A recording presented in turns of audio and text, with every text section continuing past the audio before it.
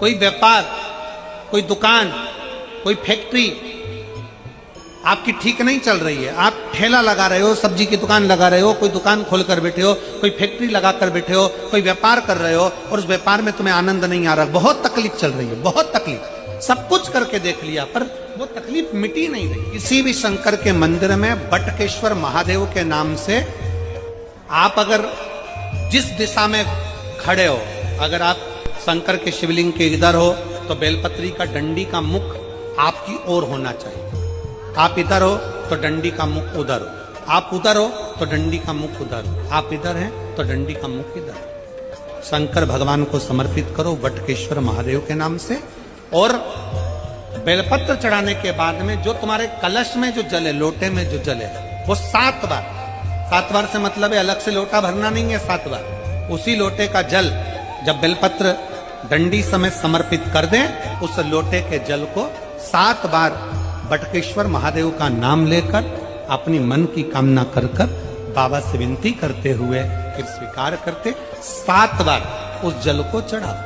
लगातार कम से कम आप 15 से 20 दिन तक लगातार बटकेश्वर महादेव के नाम से चढ़ाओगे, ऐसी कोई दुकान और फैक्ट्री नहीं तो चले नहीं और आगे बढ़े। यदि भगवान गणेश जी की पूजन और भगवान शंकर की पूजन दोनों जब शमी पत्र से करी जाती है तो शरीर में कैसा भी रोग भरा होता, डॉक्टर ने कह दिया कि यह बहुत बेकार रोग है और यह रोग इसका पीछा नहीं छोड़ेगा। यदि आपको डॉक्टर ने कह दिया कि ऐसा है, डॉक्टर की दवाइयां लो, जांच कराओ, डॉक्टर को दिखाओ, रिपोर्ट लाओ और साथ में 7 स्थान बताए हैं जहां पर शमी पत्र को अगर चढ़ाते रहे तो वो रोग कितना भी बड़ा हो आखिरी में वो रोग समाप्त हो ही जाता है। 7 स्थान बताए। पहला स्थान अशोक सुंदरी का स्थान, द्वितीय स्थान भगवान श्री गणेश जी महाराज का, जहां गणेश जी का स्थान है सीधे भाग में, तृतीय स्थान मां पार्वती जी का हस्तकमल, चतुर्थ स्थान भगवान शंकर का शिवलिंग, चौथा स्थान, 5वां स्थान नंदी का उठा हुआ चरण, जो नंदी का पांव उठा हुआ रहता है एक आगे वाला, 5वां स्थान, और 2 शमी पत्र भगवान शंकर के सम्मुख में से अपनी कामना कर 3 बार पंचाक्षर मंत्र का या श्री शिवाय नमस्तुभ्यम का स्मरण कर वो शमी पत्र भगवान शंकर के शिवलिंग पर फिर समर्पित कर दिया। अगर ये 7 शमी पत्र समर्पित कर एक बेलपत्र शिव जी को समर्पित करा जाता है तो धीरे धीरे कैसा भी बड़े से बड़ा रोग हो वो धीरे धीरे कटना प्रारंभ हो जाता है। विधाता भाग्य लिखता है, शंकर जी भाग्य बदलने को तैयार बैठे हैं, बस शंकर जी के पास में कोई भेजने वाला सदगुरु होना चाहिए।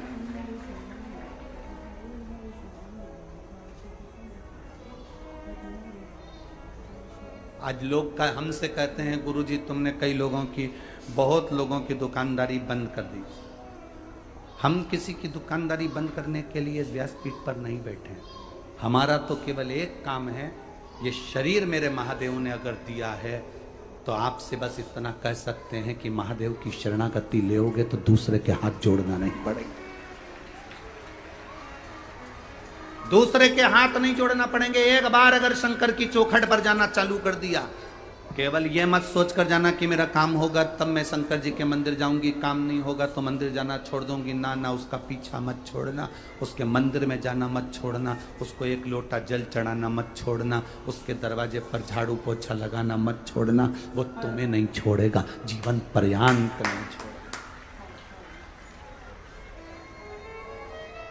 ये शिव तत्व है, शंभु शंकर ओघड़ी है।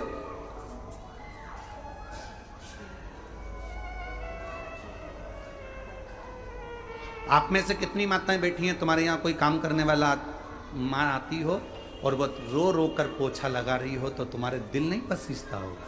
अरे बोलो तो जम के जरा।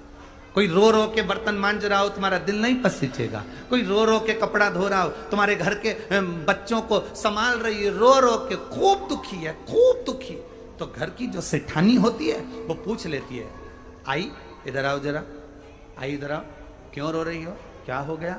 आज मेरी बहू से झगड़ा हो गया, उसने मुझे रोटी नहीं दी है, आज मैं बड़ी दुखी हूँ। सेठानी कहती है तुम काम छोड़ो पहले, लो मैं प्लेट में खाना देती हूँ, ले खाओ। आई रोना नहीं, जीवन तो चलता रहता है। सेठानी को दुख होगा, उसके घर की बर्तन वाली, काम वाली, पोछे वाली अगर कोई दुखी है तो सेठानी को दुख होता है।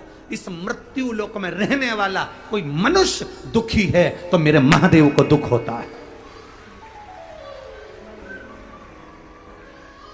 मेरा महादेव दुखी होता है। और महादेव को दुख किस बात का है कि तू मेरे घर में आता है, मेरा भजन करने वाला और दुखी हो जाए। संसार में रहने वाले, पृथ्वी पर रहने वाले अगर दुखी होंगे तो शंकर को दुख होगा।